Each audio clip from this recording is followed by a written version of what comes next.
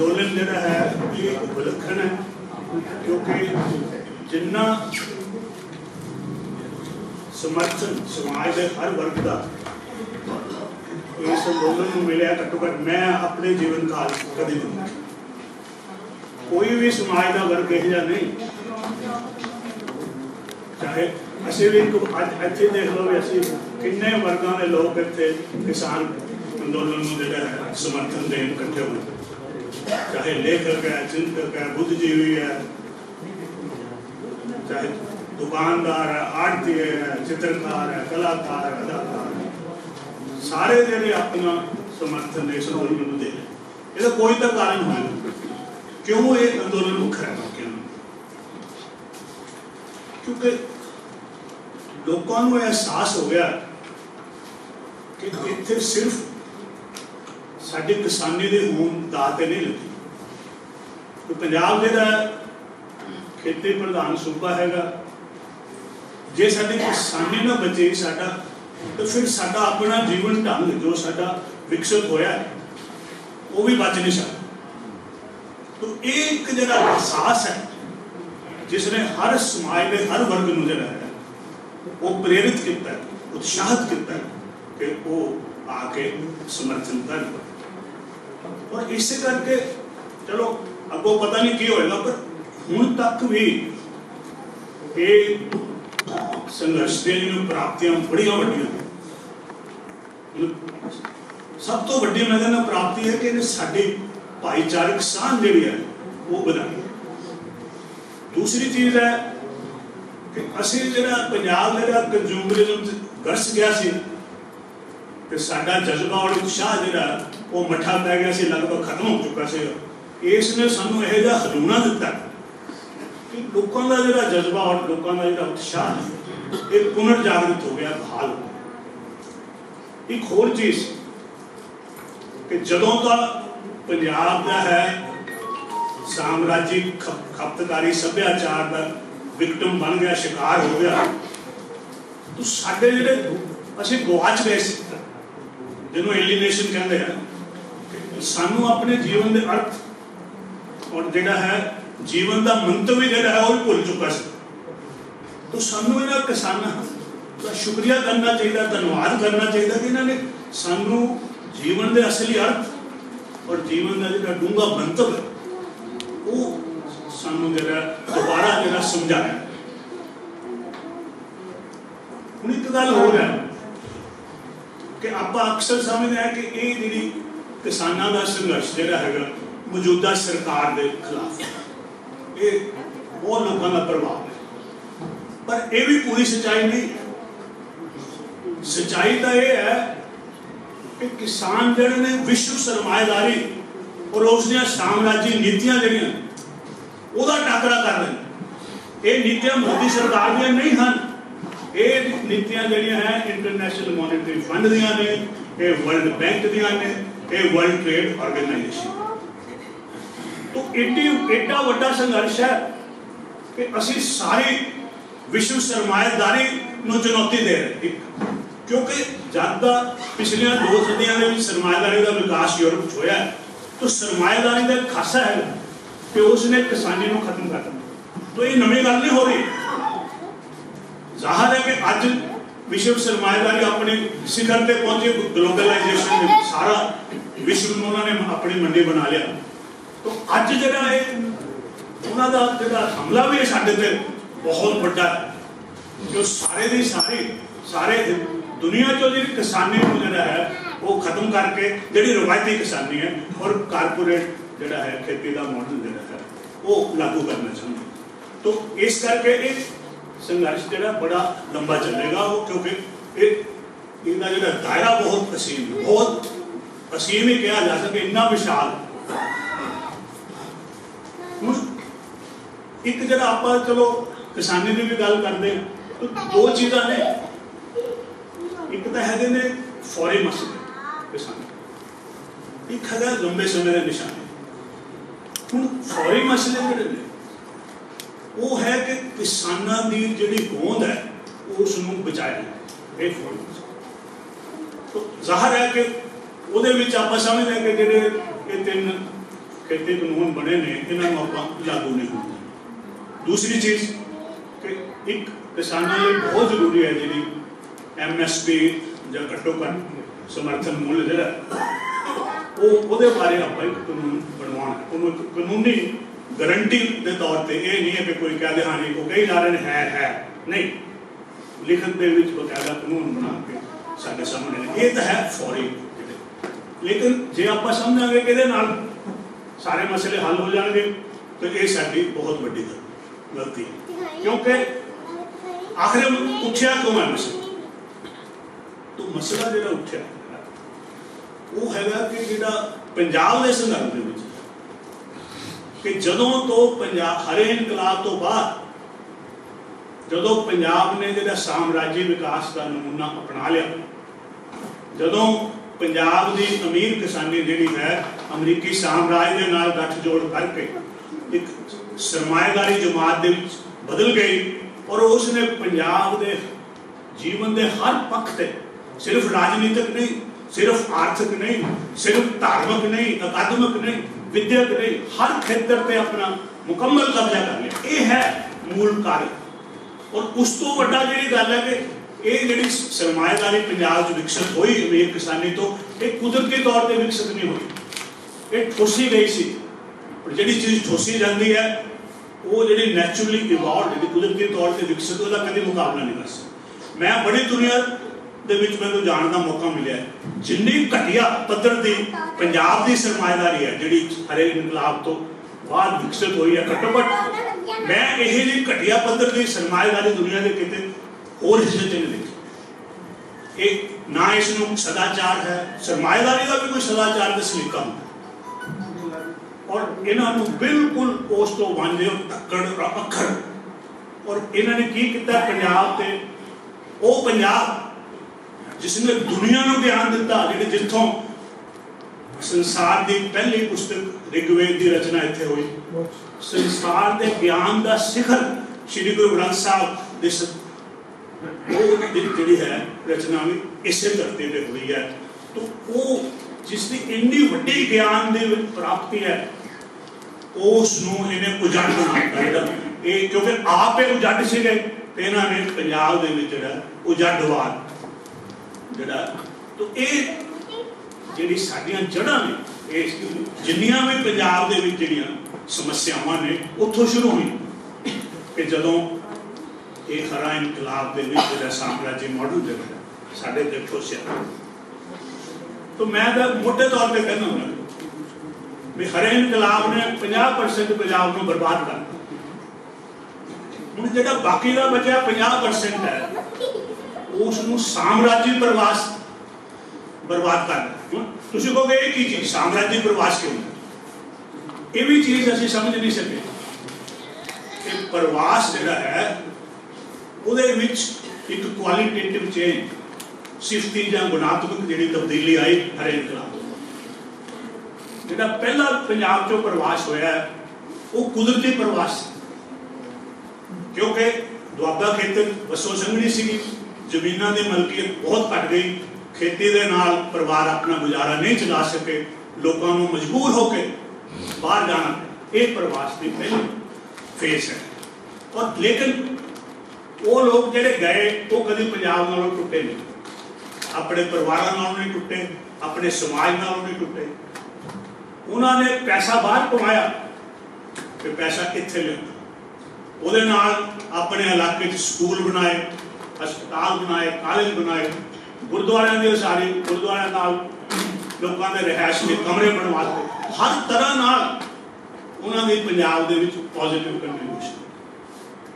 लेकिन हुण दा जिहड़ा प्रवास है ये लोगों के हित च नहीं है, ये साम्राज्य प्रवास है। क्यों की है प्रवास का मुख्य कारण है?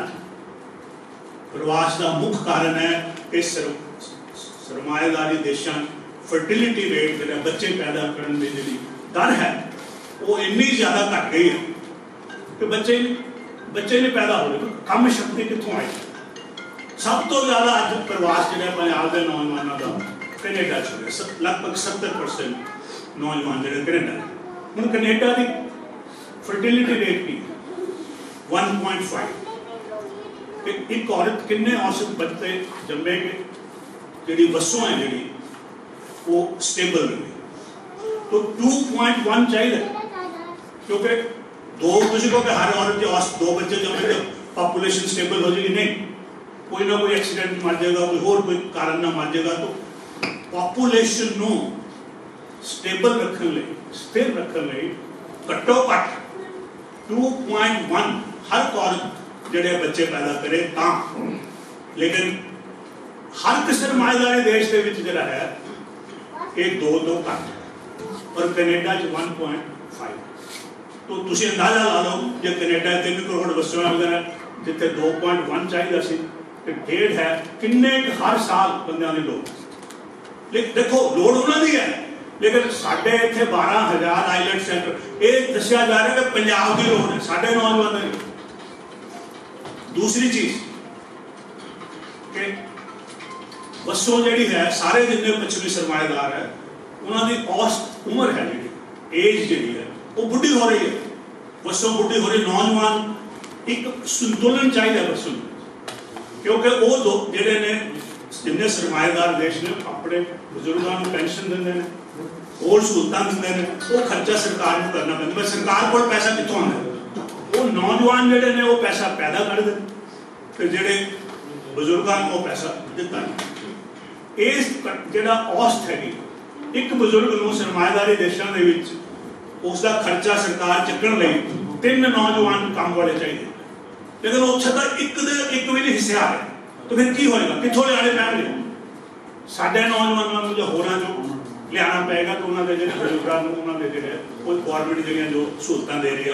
तो ये है सानू जो किसी ने समझाया ही नहीं कि जेडे पहला प्रवास से हुण बदल, हुण पहले प्रवास तो वो पैसा आ रहा से सरमाए, हुण की है, हुण सारा कुछ पंजाब तो बाहर जा रहा। ट्रेन ब्रेन साडा ट्रेन हो रहा है, मैन पावर साडी ट्रेन हो रही है, और मनी साडा ट्रेन। सरमाया भी जो है पंजाब का समुचे तौर पर जो है बाहर जा रहा। तो सानू ये चो की मिले, उन्होंने तो बंदे भी मिल रहे, उन्होंने तो काम चल रहा, फिर वो ਜਿਹੜੀਆਂ ਕੰਮ ਉਹ नहीं करना चाहते वो साढ़े बंदे कर रहे, उन्होंने फायदा ही फायदा, साडा नुकसान ही नुकसान।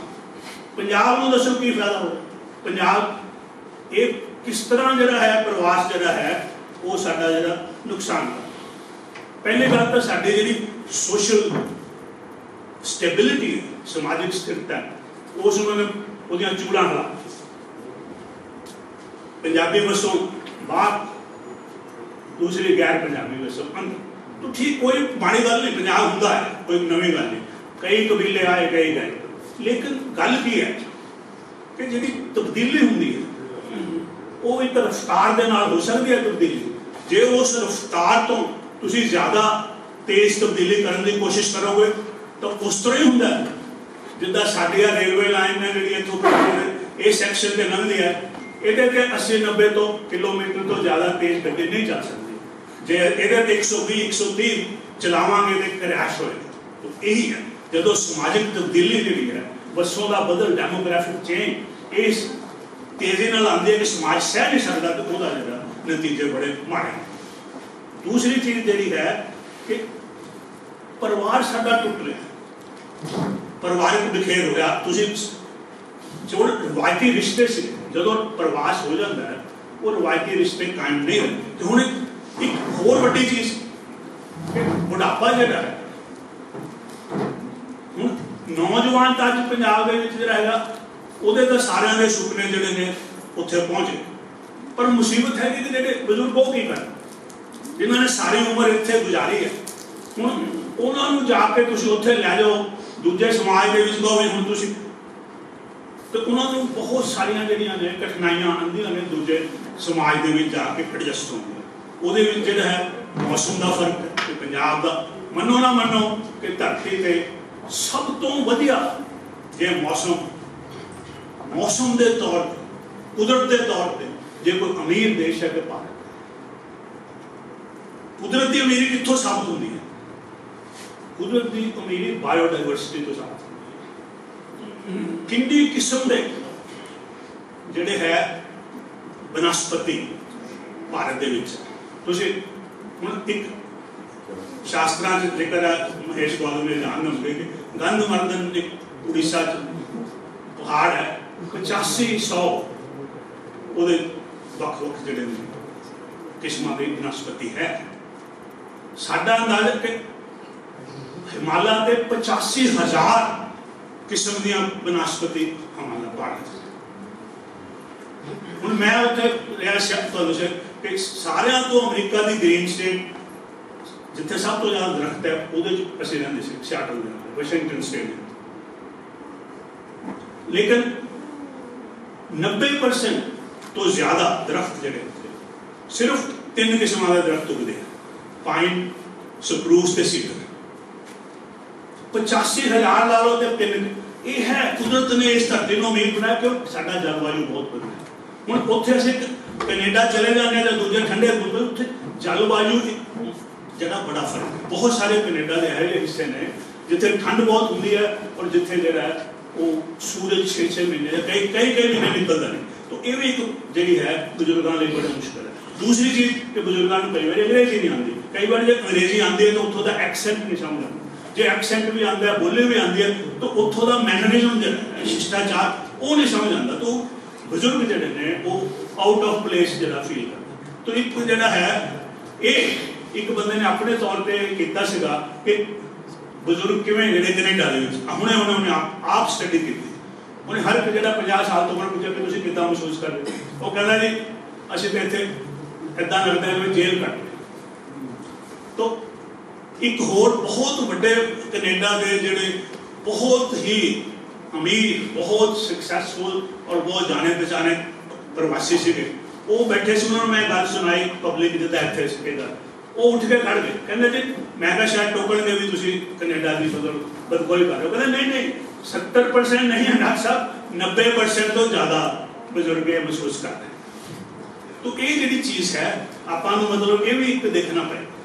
हुण ये पंजाब के घर हो रही है कि नौजवान बाहर है, माँ बाप इतने कले रह।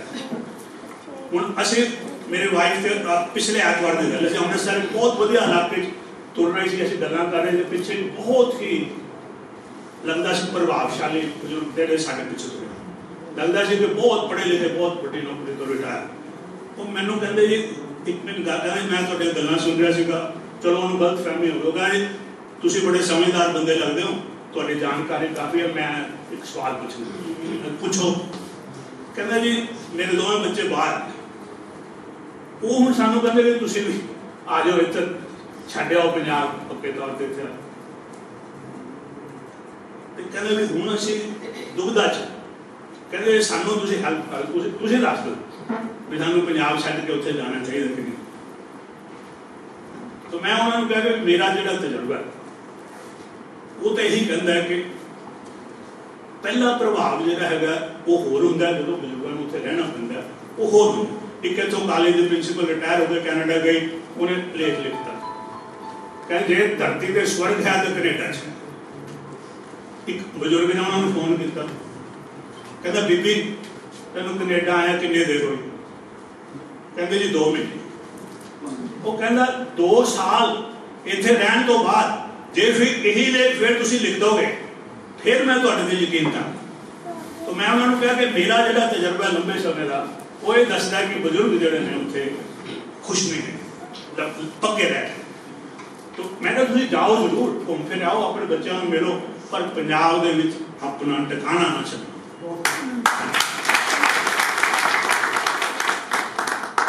तो एक जी चीज़ है पंजाब दी बहुत सारिया समस्यावां ने, पंजाब जो बहुत दुख ना कहना पैंदा है कि जी साडी दशा जी इस वेले ठीक नहीं है।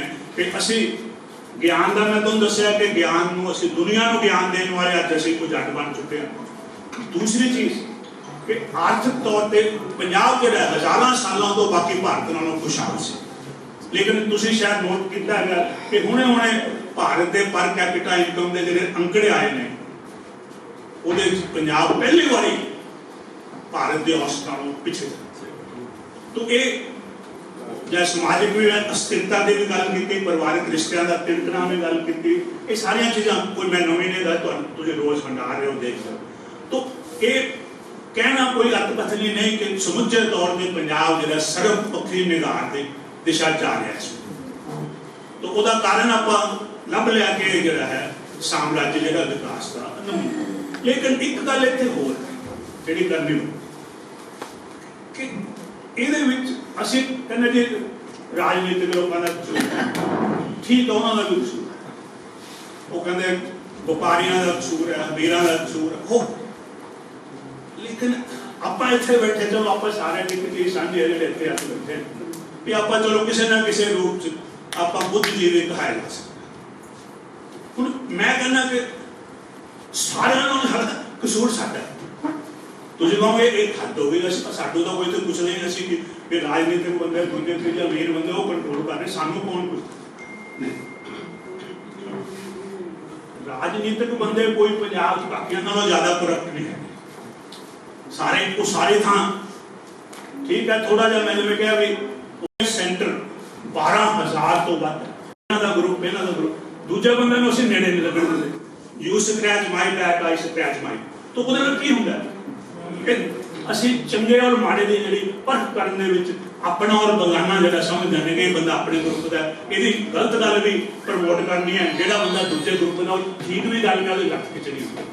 तो ये जिहड़ा है हुंदा की है कि वो अगली गल हो जाती, वो अगलियां गल्लां की है बहुत भ्रिष्टाचार होंगे। फिर असीं अपने बंदियां जो गलत बंदियां नूं सन्मान दिवाने, डिजर्विंग बंदे जो नहीं होंगे उन्होंने पिछे छड्डदे, आंदे जाने अगे करदे।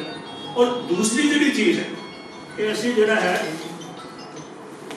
कि असीं एक नवां जिहड़ा पंजाब दे विच फिनोमिना क्रिएट कीता है कि जिन्हों अंग्रेजी कहते सूडो इंटलैक्चुअलिज्म, अखौती बौद्धिकता, अखौती बौद्धिकवाद कि असीं मतलब जिहड़ा कोई अपना बंदा हैगा ਉਹਦੇ ਤੇ बुद्धिजीवी होने का ठप्पा। लेकिन ये नहीं असीं समझते कि जो असीं नजायज़ बंदे ते ठप्पा लाने उसकी कीमत किसी ना किसी जायज़ बंदे को उतारनी। जो तुसीं नजायज़ बंदे को प्रमोट करोगे तो किसी ना किसी जायज़ का हक मारेगा। तो ये एक पंजाब की जी मैं तुहाडे अगे होर जी समस्या जी वो भी तुहाडे अगे लियानी सी कि फिर जो है मैं आखिरी गल करनी है कि आखिर पंजाब की समस्यावां का जो लंबे समय की हल लॉन्ग टर्म सोल्यूशन की। तो लॉन्ग टर्म सोल्यूशन मैं पहला भी जिक्र किया कि जिहड़े समस्यावां का जिहड़ा जिथों उपजियां ने वो है कि असीं साम्राज्य जिहड़ा है कुदरत विरोधी ते लोक विरोधी मॉडल अपनाया है। तो जाहिर है कि हल है कि असीं कुदरत पक्षी ते लोक पक्षी जिहड़ा मॉडल एक बदलवां जिहड़ा विकास का नमूना, इस साम्राज्य जिहड़ा विकास का नमूना। यकीन करो कि साम्राज्य पर सरमाएदारी सिस्टम यदि हुण छुट्टी हो चुकी है कि 2030 तो 2050 तक मैंने बहुत साल पहला मैं लिख चुका और मैं आप उत्ते कायम कि जिहड़ा वैस्टर्न कैपिटलिस्ट सिस्टम जिहड़ा पूरी तरह ढह जाना है 2030 ते 2050 दे विच वध तो वध 2050 तक जाएगा, नहीं तो 2030 की छुट्टी हो जाएगी। तो ये आपां समझण वाली गल है कि आपां ये नहीं है कि अपने को चॉइस है, जे आपां नहीं जे असीं किते डुबदे जहाज सफर करांगे तो असीं डुबांगे। तो सरमाएदारी तो सानू जान छुड़ानी पएगी कि सानू कुदरत पक्षी ते लोक पक्षी जिहड़ा विकास का नमूना अपनाना। हुण अगला सवाल जिहड़ा आखिरी है कि सानू वो कित्थों मिले, विकास का बदलवां नमूना कित्थों मिले। तो विकास का बदलवां नमूना साडे अपने लोगों के जिहड़े इतिहासिक तजर्बे और अपनी विरासत च पिया कित्थे पिया, श्री गुरु ग्रंथ साहिब पिया। विकास का बदलवां नमूना जिहड़ा कुदरत पक्षी और लोक पक्षी उस तो वध के सानू सिर्फ सानू नहीं असीं तां सिर्फ आप ना अपनाइए बल्कि सारी दुनिया का कल्याण करिए। गुरु साहब ने यही साडी ड्यूटी लाई सी, उन्होंने कहा सरबत का भला करो। तो सरबत का भला है कि सारी दुनिया को दसीए कि जिहड़ा कुदरत पक्षी और लोक पक्षी जिहड़ा श्री गुरु ग्रंथ साहिब च विकास का मॉडल है उहदे नाल ही है जिहड़ी दुनिया बचे। ये दावा सानू आप भी करना चाहिए ते लोगों को समझाना चाहिए। तो गल इत्थे खत्म होंदी है कि अज जिहड़ी है किसान संघर्ष ने एक बहुत वड्डी जिहड़ी चीज की है कि जन शक्ति जिहड़ी लोक शक्ति है वो उभार दी है। ये जिहड़ा बदल करन दे लई साम्राज्यिक विकास का नमूना छड्डण लई और कुदरत पक्षी लोक पक्षी बदलवें विकास का नमूना अपनाउण लई ਜਿਹੜੀ ਸ਼ਕਤੀ ਦੀ ਲੋੜ ਸੀ, ਲੋਕ ਸ਼ਕਤੀ ਦੀ, ਇਹ ਕਿਸਾਨ ਸੰਘਰਸ਼ ਨੇ ਤੁਹਾਨੂੰ ਜਿਹੜੀ ਹੈ ਉਹ ਲੋਕਾਂ ਦੀ ਜਿਹੜੀ ਸ਼ਕਤੀ ਉਹ ਰਿਲੀਜ਼ ਹੋ ਗਈ ਹੈ ਹੁਣ।